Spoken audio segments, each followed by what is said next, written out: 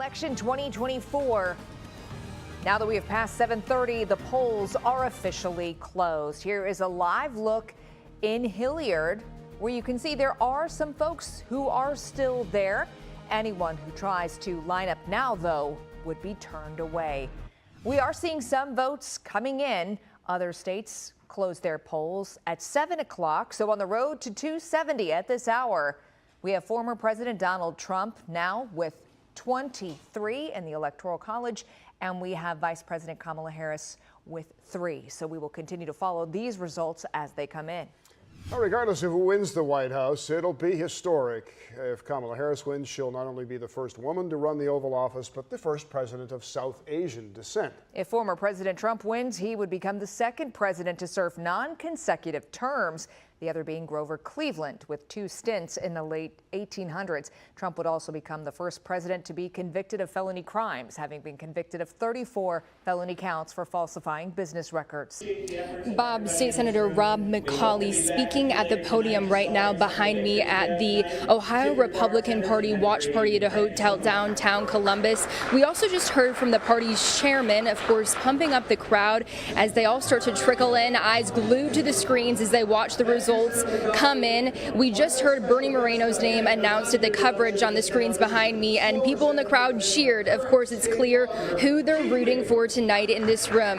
A historic election, no matter the results, and Chairman Alex Triantafilo says it's exciting to see an Ohioan, J.D. Vance, on the national ticket. He tells me he's known Vance since before he was a senator and calls him a clear-eyed spokesman for the Republican Party.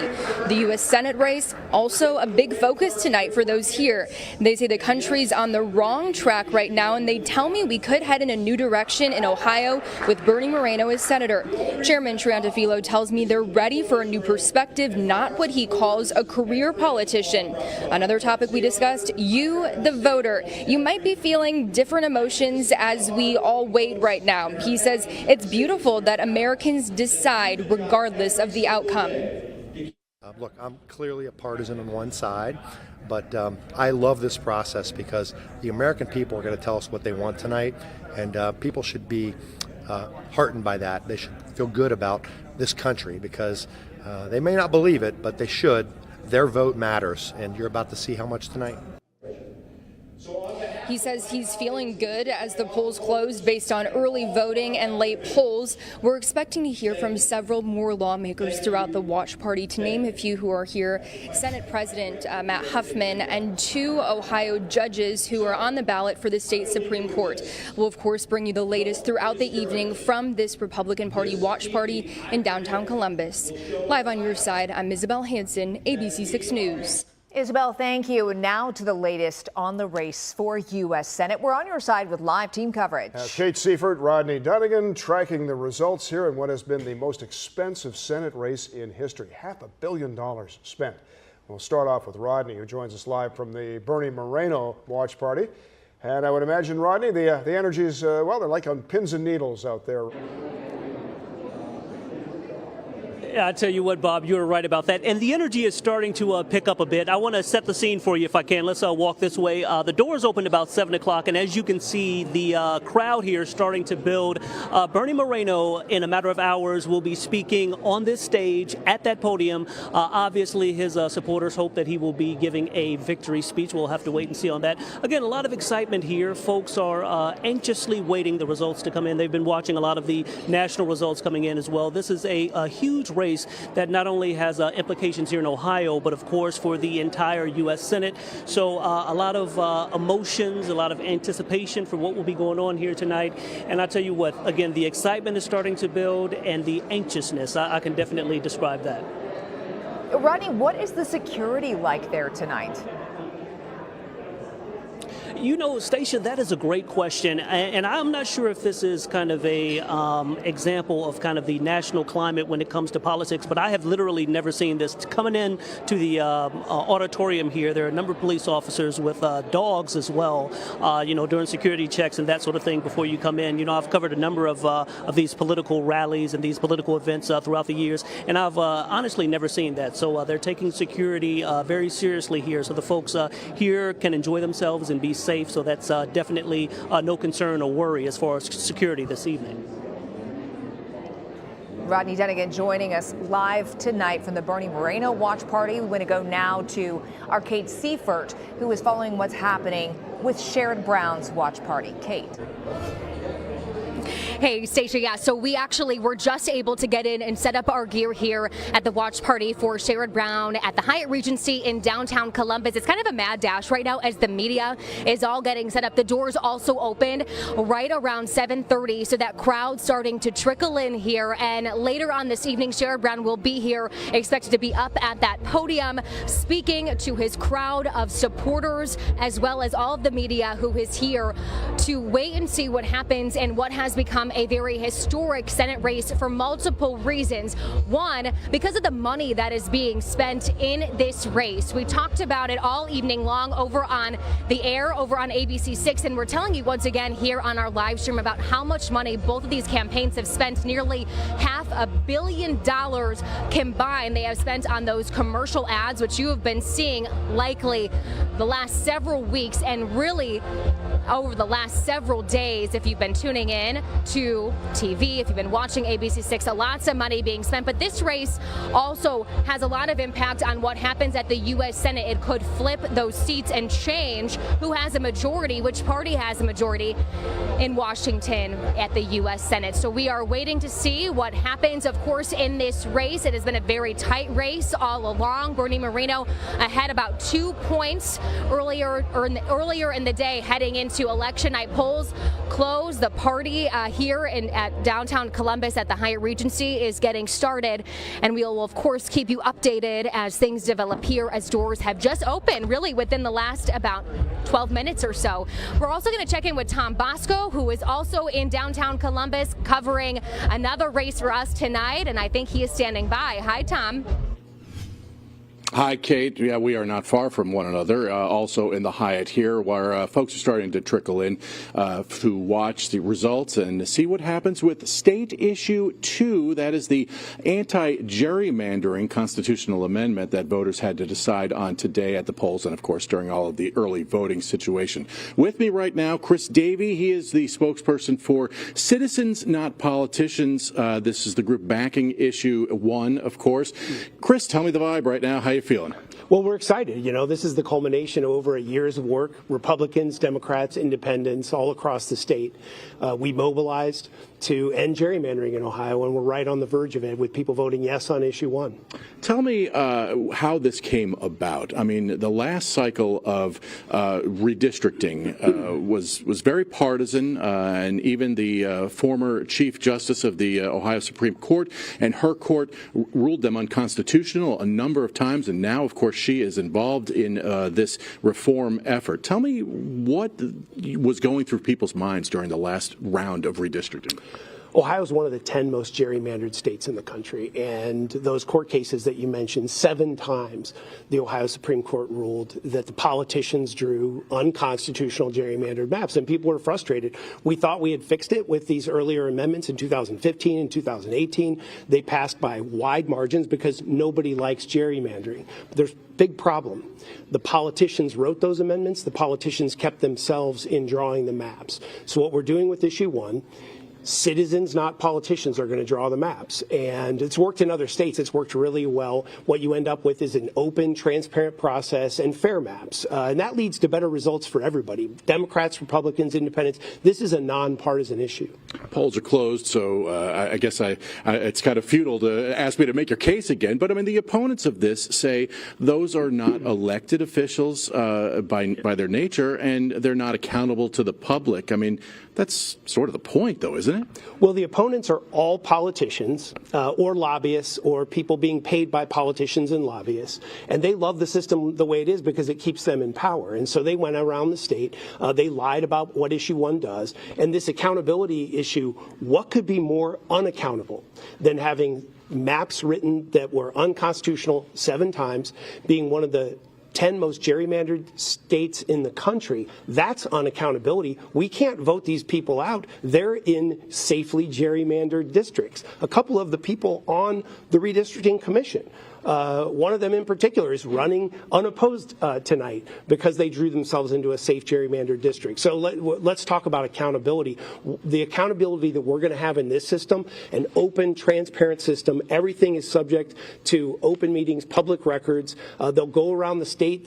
We will have 5 commissioners, 5 Democrats, 5 independents, 5 Republicans. They'll go around the state. They'll hear from their fellow citizens, and they'll draw fair maps in an open and transparent process. That's accountability. All right, Chris, good to see you. I appreciate you talking with me here tonight as we all kind of keep an eye on those results to see what happens with State Issue 1. So that is the scene here at the Hyatt in downtown Columbus. Guys, back to you. Tracking what we know through the evening here. Be sure to stick with us as we continue all the different races that impact you. Remember, you can get the election results straight to your phone by downloading our WSYX app. And make sure you have those push notifications enabled, and you'll find out the moment results are final.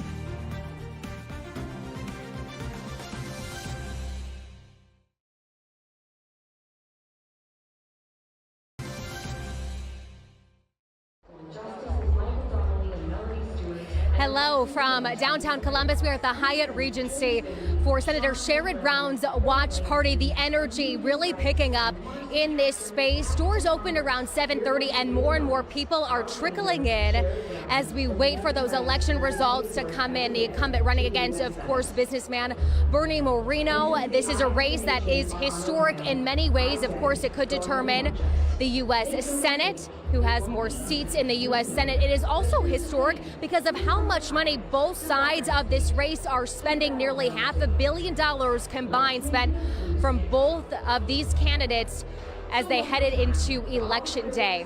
Now, there are a lot of folks who are here, including Congresswoman Joyce Beatty. I just wrapped up a conversation with her where she said tonight we will make history. We will show America how much we value the dignity of work. Here's more of our conversation. Take a listen. You're good? Okay, so an exciting night. I know that you have been traveling and you were with the senator on Saturday at an event. How are you feeling this evening? I'm ecstatic, I'm excited, I'm nervous, but I believe that Sherrod will pull it off. It's going to be a close race, no doubt about that, far closer than we would like. But Sherrod has worked hard, and I think Ohioans will come out at the end and give him that push that he needs. He's crisscrossed the state. He made sure that he was here during the DNC, knocking on doors. In the weekends, he's traveled to all of our counties. And so I'm very comfortable because when you think about a person who fights for the dignity of work, who wants to make sure that our seniors and our children have the quality of life, how could you not vote for Sherrod Brown? You know, he had spoken. All right, as we take you back out here live at the Hyatt Regency in downtown Columbus, we are, of course, waiting the results to come in from that Senate race between incumbent Senator Sherrod Brown and Bernie Moreno. Lots more coverage from all of our team right here on our live stream, and we will continue to bring it to you right after this break. I am Steve Levine here at the Franklin County Board of Elections, where you can see behind me the ballots are starting to be delivered after today's voting here in Franklin County. This is how it's working. Right now, there are representatives from the Democratic and Republican Party in each of those vehicles. They have all the equipment, all the materials that were used for voting today, along with the votes that are in special bags that will be given to volunteers and workers once they get through this garage. These are cars that are coming from more than 300 polling locations that includes 888 precincts. Now, the first vehicles started arriving about a half an hour ago, and now you can see that we are pretty much in the thick of it right now with all of these cars coming. Now, when they get through into the garage, there will be workers that will open up the trunks. They'll open up the sides of the cars. Like I said, they will take out the equipment. They'll take out the posters. They'll take a lot of the materials that were used today along with the voting materials and the ballots. Those ballots will then be taken into the Board of Elections warehouse where they will be scanned and tabulated and sent to the Secretary of State's office in Columbus. We've been talking with officials all day, and they tell us that as of now, about 37% of registered voters today actually have voted today. A little more than that, you can add in the other early voting, and it's probably around 70%. Officials did say that they expect around 72%, which is the same number that we had 4 years ago during the presidential election. As I said, you are now watching all the cars from the more than 300 polling locations drop off the ballots and the equipment. The cars started about 10, 15, 20 minutes ago, and now they are in backup mode. As you see, workers are now taking those materials out. The car is expected to be coming through here probably for the next couple of hours or so. Some of them will be a little late because there were some people in line when voting ended at 7:30, and everyone was told if you were in line at 7:30, you would be allowed to vote. As I said, in each one of those vehicles is a bipartisan crew, a member of the Republican Party, a member of the Democratic Party, who drives the information and the ballots here to the County Board of Election, where once they get into the garage, there will be staff members and volunteers that will take the equipment used today along with the thumb drive that includes all the ballot information that will be taken into the Board of Elections office and headquarters, where they will be scanned and that information will be sent to the Secretary of State's office. ABC.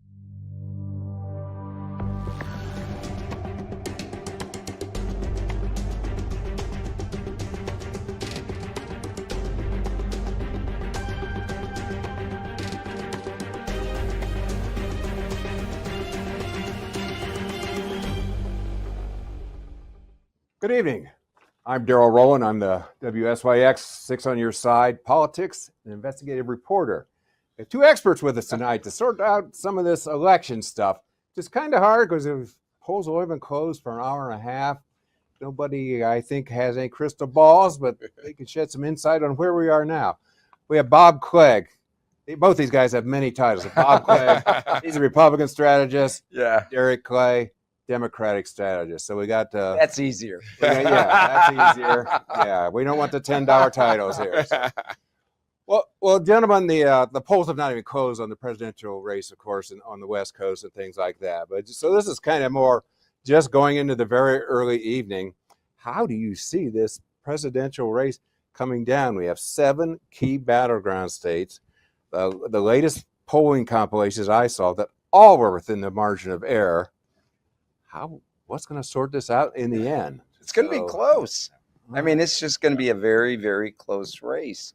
But then when you look at the previous 2 presidentials, they were both very, very close. So, I mean, I think we're just in that time in our political world that we're just going to have, I mean, the electorate is just so evenly divided. Yeah, I agree with that. You know, when you look at the race of Vice President Harris, which is, she just got in this race with, 3 months ago, maybe 4 months ago.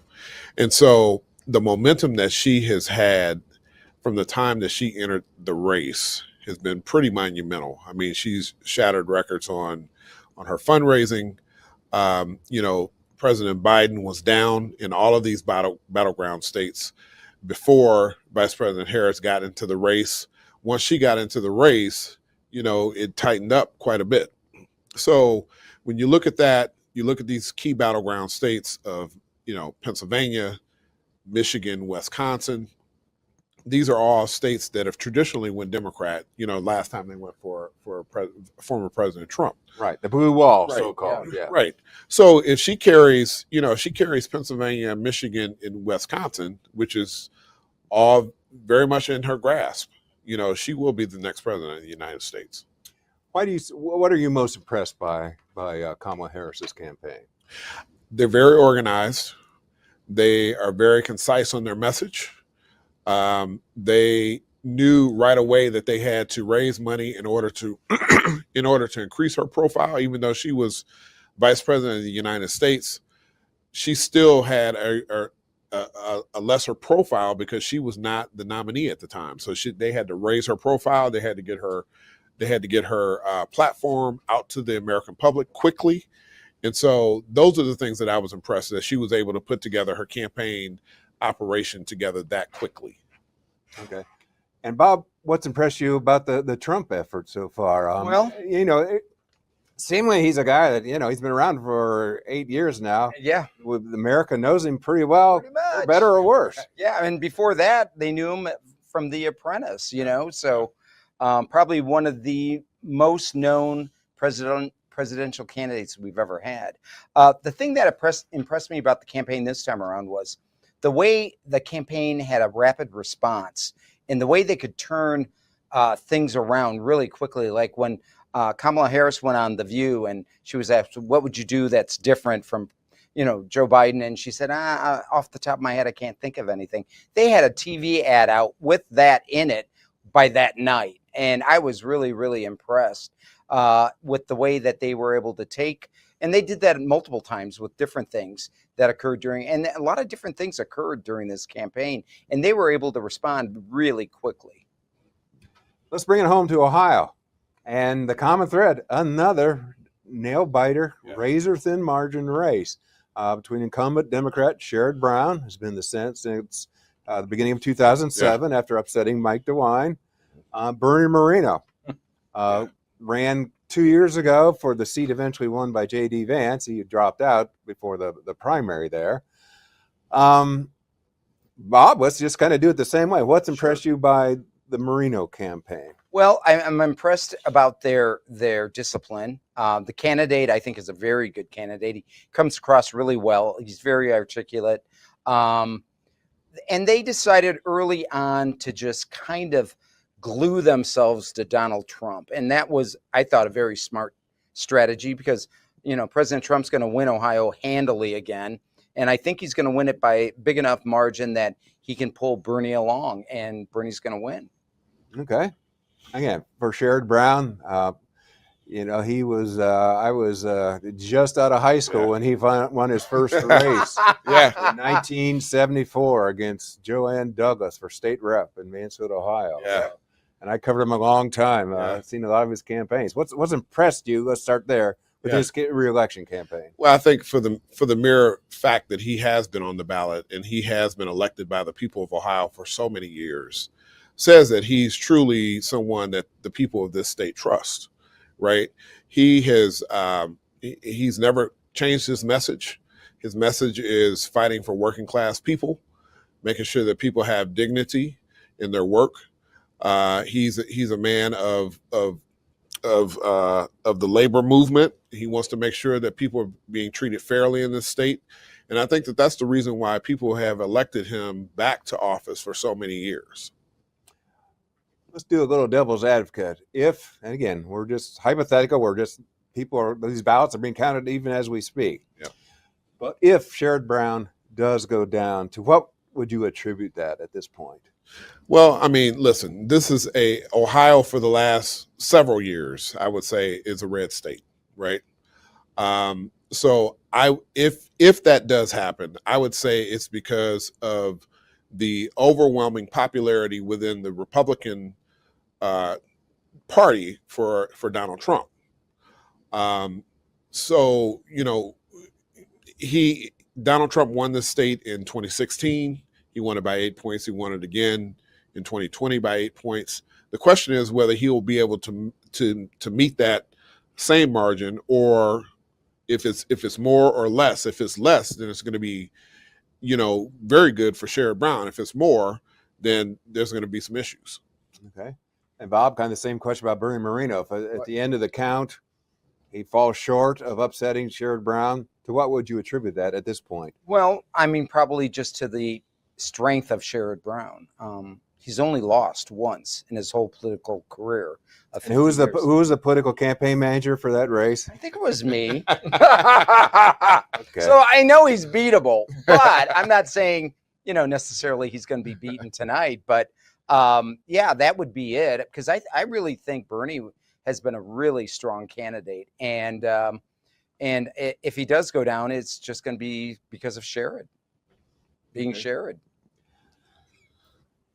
How well do you think that Sherrod Brown has tried to establish his independence, especially from Joe Biden, maybe Kamala Harris a little bit, but certainly the Biden administration, and tried to emphasize how he stood up, how he's, supported or opposed presidents regardless of party?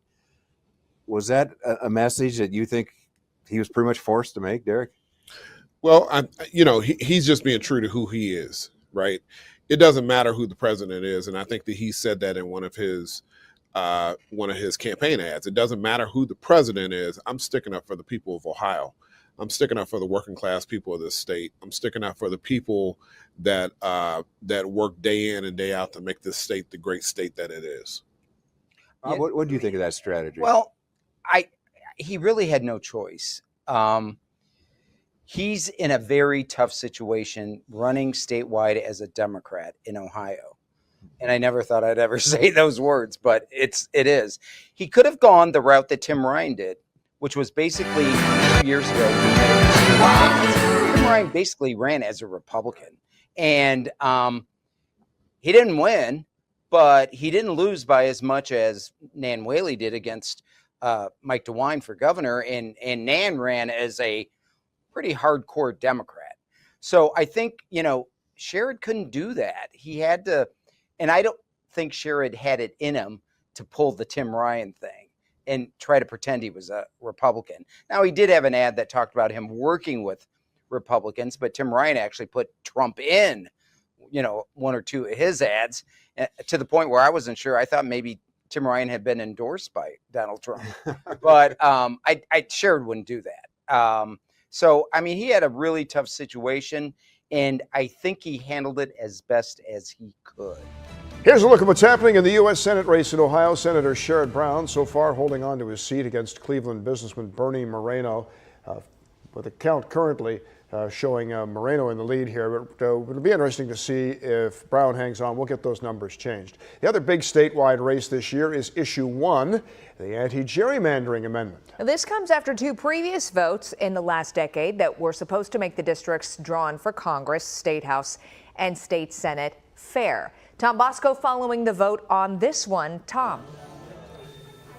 Yeah, this was a situation where both sides on this issue were claiming the same thing, at least on campaign sides. The yes signs were saying it would ban gerrymandering. The no signs were claiming that it would stop gerrymandering. So really, there might have been some confusion in the ballot boxes. The folks I spoke with here with Issue 1 have said that everybody hates gerrymandering, and they expected to be doing much better here so far tonight. Right now, I want to tell you, as far as the Ohio Secretary of State's office goes, with 34% of the ballot counted, the no's are ahead here. So Issue 1 is failing right now by a margin of 53 to 46%. Earlier tonight, I spoke with the spokesperson for Citizens Not Politicians, the group behind Issue 1, talking about who the opposition was in this case. Well, the opponents are all politicians or lobbyists or people being paid by politicians and lobbyists. And they love the system the way it is because it keeps them in power. And so they went around the state. They lied about what Issue 1 does.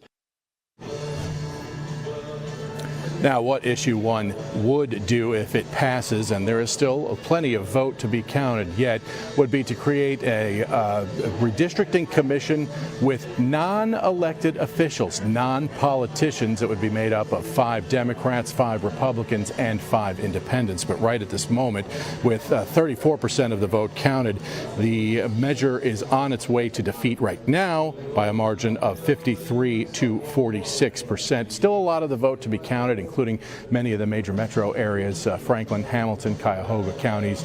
We're still haven't seen their votes yet on issue 1, but it's something we're going to continue to watch. We're here at the watch party for the supporters of issue 1, where it is, as you might imagine, quieter than expected. Not many people here yet, but we will bring you the latest as it comes in. But for now, live on your side in downtown Columbus, I'm Tom Bosco, ABC 6 News. All right, Tom, thank you. Now, since issue 1 has something to do with our congressional districts, we want to see how those races are coming along. We'll start with District 2, Southern Ohio, from Pickaway County south to the river, and eastern Cincinnati east past Athens. Republican David Taylor is the projected winner there, beating Democrat Samantha Meadows. Current Congressman Brad Wenstrup is stepping down. District 3, which is most of Franklin County, Democrat Joyce Beatty with an easy win over Republican Michael Young. This is a heavily Democratic district. Now, on the flip side, District 4, Jim Jordan getting another 2 years over Democrat Tammy Wilson. This district includes Delaware, Union, and counties north and west. House District 12, incumbent Troy Balderson winning another term. This one, parts of Delaware, Knox, Licking, Fairfield, and counties to the east. Balderson reelected. A little tighter in District 15. This is western Franklin County out toward Dayton. Mike Carey picking up another term over Democrat Adam Miller. Good night for Ohio's Republicans. Want to clarify here again the confusion off the top. Currently in the Senate race, Bernie Moreno, the Republican, has a 3 percentage point lead over Sherrod Brown right now, 50 to 47%. Isabel Hanson at their watch party in Columbus. Isabel, I would imagine the mood there bright at this point. Nothing else? Oh, yes, Bob. As those results you just mentioned flashed up on the screens behind me, people in the crowd were jumping up and down. They also just heard the news that the AP called the race in Ohio for former President Donald Trump. They cheered after they heard that one as well. Anytime that Trump's name or Moreno's name pops up on the screen, they all get excited. Live on your side at the watch party for Republicans, I'm Isabel Hanson. All right, we are waiting to see what happens here, if Senator Sherrod Brown will take the stage later on this evening. They have set up some chairs, so we're preparing for that. As Rodney mentioned, Bernie Moreno preparing to take the stage really any moment now. So, Bomb Stacia, I'll send it back to you in the studio. All right, Kate, thank you so much. We want to give you a look at what we are seeing with that Senate race. Again, it has not been called, but here's what we're seeing at this hour. With 85% of precincts reporting, you can see Bernie Moreno has a 5 percentage point lead over incumbent Sherrod Brown. So this is a look at the state of Ohio and how things are shaking out. And you can see here, if we dial into Franklin County and look at the results here with 98% of precincts reporting here, you can see Sherrod Brown did very well in Franklin County, 65% of the vote there. But if we look at more traditionally red counties, if we move up here to Union County, you can see it's very different results. 60% here with Bernie Moreno and 37% for Sherrod Brown. But in that precinct, of course, all precincts are reporting there in Union County. So if we go back to the full state, you can see here again, 85% of precincts reporting this race has not been called. We do expect Bernie Moreno to speak momentarily. Our Rodney Dunnigan is there and will give us an update on what he's hearing there at the Moreno watch party. You heard from Kate Seifert there, who was at the Sherrod Brown watch party as well. We want to go on and talk also about Issue 1. So Issue 1, here's where this stands at this hour. With 85% of precincts reporting, you can see right now it appears that the noes are going to take this one. Let's go to Tom Bosco for an update on what you are hearing, Tom. Well, we are not hearing much here, to be honest with you. I've been told that we won't hear anything official until the Associated Press calls this race. But as you said there, with 85% of the vote in right now, this is headed toward defeat by a margin of about 9 points here. Again, nothing official yet, but that's what it looks like. I spoke with the director of the League of Women Voters earlier to ask her why she thinks this appears to be headed to defeat. First off, the ballot language was false and misleading, and then there's been a lot of disinformation about the amendment. My organization has been fighting gerrymandering both against Republicans and Democrats, and we will not stop. At the end of the day, none of us will have a government that serves us as long as politicians can rig maps in their favor. Now, the Ohio Republican Party claiming victory on this, saying that they have defeated state issue 1. We have also heard from Senate President Matt Huffman, who issued a statement earlier calling this and saying that voters recognize that establishing an unelected, unaccountable fourth branch of government was a very bad idea. He says that Ohio voters protected their power and their voice by defeating a well-financed, secretly funded attack on democracy. Again, nothing official here, no concession from the vote yes side on this, but it does look like with 85% of the vote in, this is going down to defeat by about a 9 percentage point margin. Live on your side in downtown Columbus, I'm Tom Bosco, ABC 6 News. All right, well, that vote will please conservatives, and it looks like Bernie Moreno right now on the crest of a red wave. If the results continue to hold in the Senate race, it looks like it's been a very good night for Ohio's Republicans statewide. Isabel Hanson at the state GOP watch party tonight. A lot of smiles around there, I would imagine, Isabel. Definitely, Bob. The crowd just chanted Bernie Moreno's name. The Ohio Republican Party is receiving the news tonight that they've worked for, hoped for, and wanted throughout this election cycle. The Secretary of State tells me tonight it's clear that Ohioans are common sense people and that their values align with the values of the Republican Party. It's definitely a spirited group here at the Republican Watch Party. When the AP called the race in Ohio for former President Trump and J.D. Vance, the crowd cheered. Then, seeing Bernie Moreno currently in the lead again, they're chanting his name. People in the crowd literally jumped up and down. We also heard from the issue 1 opponents claiming victory. They say Vote No was an outspent grassroots campaign, and they attribute their success tonight to legislators across the state. Opponents of issue 1 thanked people for voting no. As for Election Day in general, I spoke with Secretary of State Frank LaRose in the past 30 minutes, and he says it's continuing to be a smooth day from his end. There's no redos of that. And the fact that we had the resiliency and the backup plans to work through any little issues that came up is a testament to the way Ohio runs elections. Right now what we're doing is, of course, we're reporting those election night results. This is something that other states don't get right, but we're going to give you all, in fact, I'm heading back to the office so that we can continue getting those results out before we go to bed. Bernie Moreno is now speaking at his watch party. Let's listen in. I think what we have tonight is a red, white, and blue wave. Because what we need in the United States of America is leaders in Washington, D.C. that actually put the interests of American citizens above all else. We're tired of being treated like second-class citizens in our own country. We're tired of leaders that think we're garbage. And we're tired of being treated like garbage.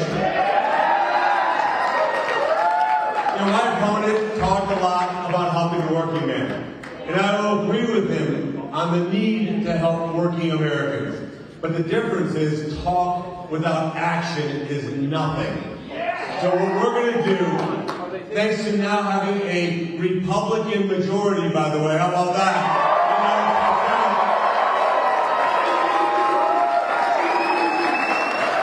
And Chuck Schumer, if you're watching, thanks for the help in the primary, but you're fired, buddy.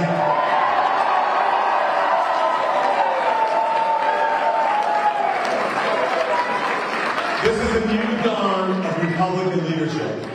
with President Trump and J.D. Vance in the White House, we are going to advance an agenda that is an American agenda. An agenda that says we're pro-immigration, but not pro-invasion. We're going to make certain that the people who come to this country are invited here like I was, like my family was, on our terms. We're going to make this country an energy-dominant nation so that my kids do not grow up in a country where we ever rely on a foreign nation for energy ever again.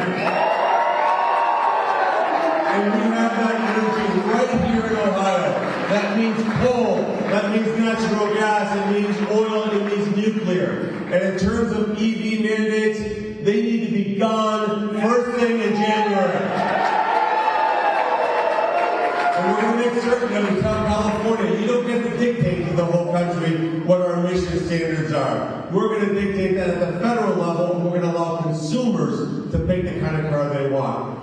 Look, the other piece that I want to talk about is what President Trump has brought to this country, which is peace and stability around the world. Thank you. America will be a leader in the world. Will always be a leader in the world. American leadership has made the planet safer, more prosperous, and more secure than at any point in human history. But it means that we ensure peace through strength. The weakness of Joe Biden and Kamala Harris is rejected, and I know that from whether it's in Jerusalem or Kiev or anywhere else on earth, or Taiwan, they're cheering this election because they know American strength will ensure peace around the world. And if you're a police officer in this country, just know you have a senator in me and a Republican Party that will always have your back.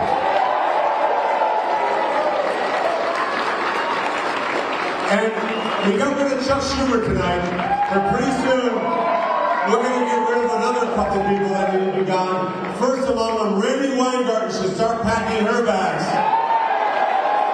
Because what we need in this country is school choice for all Americans.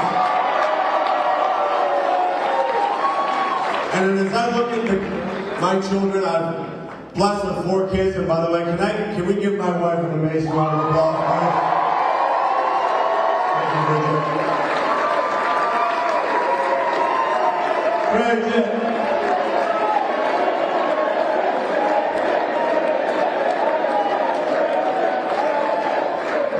We need to make certain that we honor teachers. They're doing great work in every corner of the country. Teachers are our front line. Unfortunately, they have a teachers union that doesn't care about them. We're going to make certain we empower teachers to teach our kids what they need to do. And that means getting the federal government out of the way and allowing states to take on responsibility. And finally, I'm going to say this. We're $36 trillion in debt. This is not sustainable. We cannot continue on this fiscal path. What we're going to do is massively reduce the size and scale of the federal government, and we're going to do it from Congress, because it's Congress that has the power of the purse. Now that starts by getting rid of agencies that we don't need, relocating them out of Washington, D.C. We're going to have a bold and ambitious agenda for the Republican Party. And I know that President Trump is going to bring greatness back to this country unlike anything we've ever seen. So President Trump, if you're watching, thank you. Thank you for being decisive in my primary. Thank you for being the greatest president of my generation. And thank you for the sacrifices that you've made for this country. This country owes Donald J. Trump a debt of gratitude. And to Senator J.D. Vance, Ohio loves you, man. Ohio loves you. I love you. I cannot think of a more brilliant pick than when President Trump selected J.D. Vance. I know J.D., let me just tell you, he's a great man. He is going to be an incredible vice president. I can't wait to have him leave his office so I can be the senior senator from Ohio.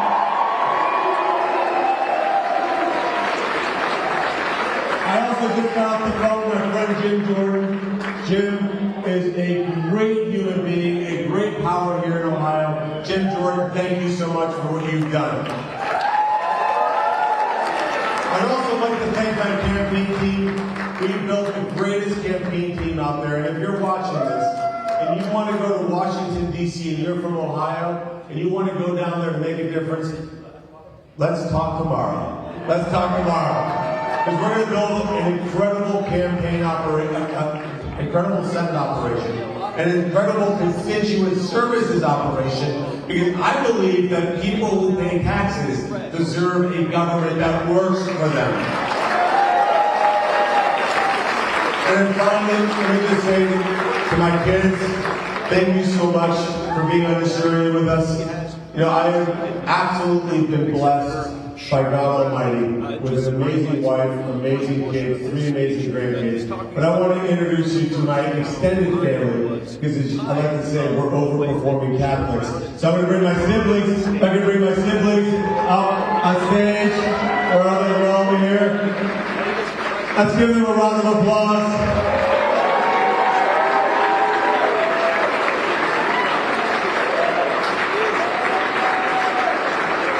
I want to say one last thing. Cleveland businessman Bernie Moreno sounds very much like the junior senator-elect from Ohio here, claiming victory in his race against Sherrod Brown, perhaps sending the 17-year Senate veteran down to defeat tonight, although that race has yet to be called officially by the Associated Press. But that would give Ohio 2 Republican senators.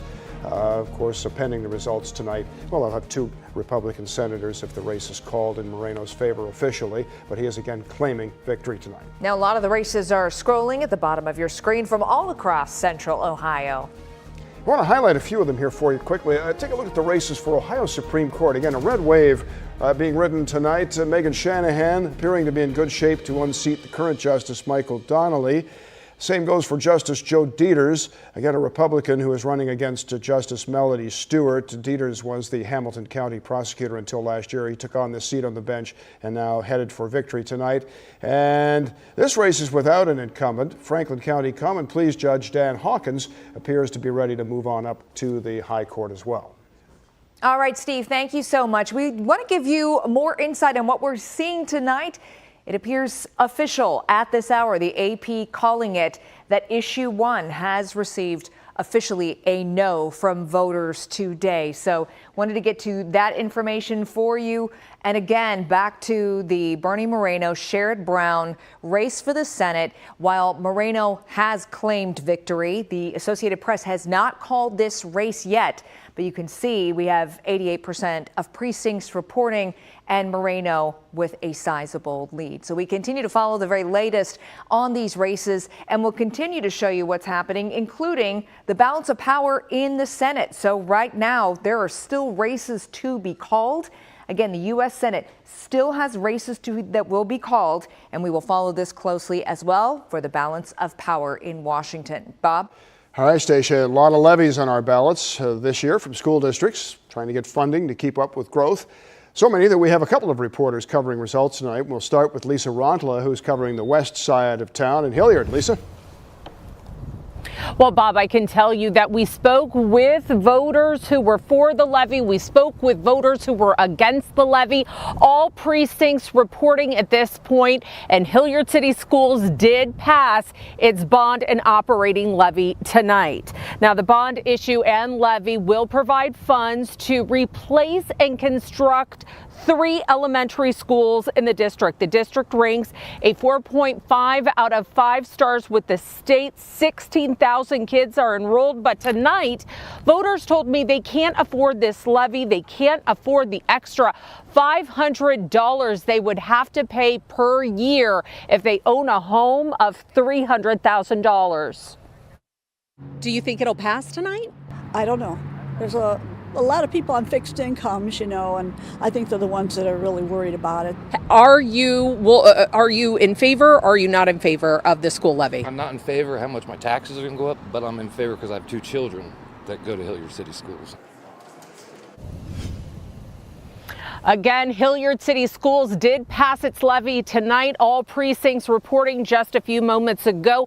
Not such great news just a few miles down the road up in Marysville. They have tried to pass an operating levy for that school district for the last 15 years. Again, unsuccessful tonight, but by 400 votes. We will be asking if that race now qualifies for any sort of recount. Over in Grandview Heights, that school district in Franklin County did overwhelmingly pass its bond and levy to create an athletic complex and school there. Many more levies on the ballot in Central Ohio following them. My colleague Jeremiah Wilcox, who is now standing by from Westerville.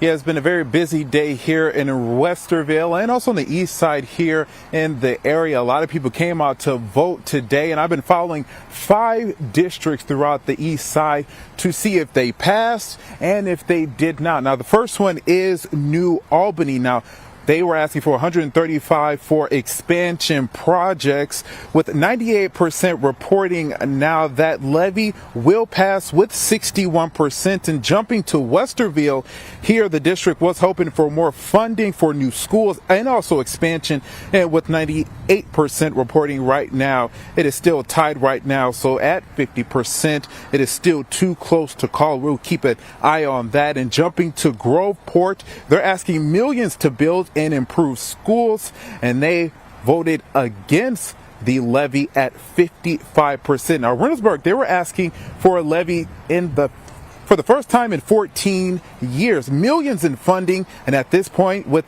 98% reporting, 55% voted against the levy. Now, lastly, Bexley City School District officials, now they stress the importance of more funding, saying that they will be forced to make cuts, and 57% voted for the levy. Now, this is just the beginning. We'll definitely stay in contact with the school districts to keep you updated with the latest on air and online. Jeremiah Wilcox reporting. A little bit of rainfall, and your overnight low tonight drops to 63. We got to get out to Sherrod Brown, who is speaking right now. I think about the lesson that any union organizer knows. They don't just give you fair wages, safe workplaces, good benefits. They don't just give it to you. You go out and take it. That's how progress is always worked in this country. Wall Street and corporations just didn't say one day, people work so hard out there. We ought to have Social Security, and we ought to have an 8-hour day and time and a half and a ban on child labor. No, we fought for it, we demanded it, and we got it. And the big insurance companies just didn't all of a sudden say, a lot of people are sick. We ought to provide seniors health care. No, we fought for it, we demanded it, and we got Medicare. And in the 1960s, a bunch of segregationist Southern senators didn't just decide one day, everybody ought to be able to vote in this country. No, we fought for it, we demanded, and we got voting rights. And then last year, politicians didn't all of a sudden say, we really ought to stop interfering in women's personal health care decisions. Of course not. We fought for abortion rights in Ohio, we demanded it, and we got it.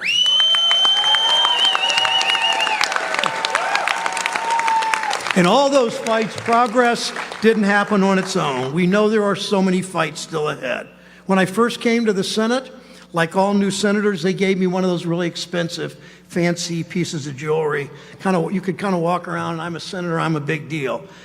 I wore it for a couple days, but it just didn't feel right, so I took it off and I put my canary pin back on.